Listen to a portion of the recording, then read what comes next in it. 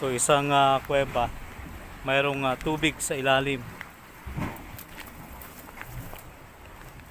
Ayan o.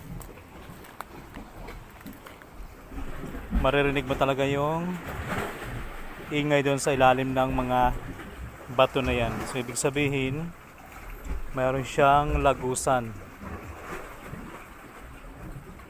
mula dito sa taas papunta doon sa dagat dahil umaalon siya. Ayan o, maalon. So ito yung paligid niya.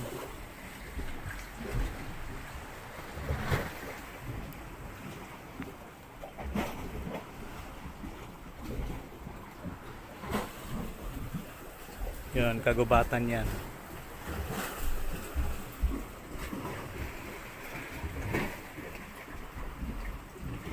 Ganda no? Nasa bundok lang pero yung tubig sa ilalim ay maalon. Tsaka tumutunog talaga.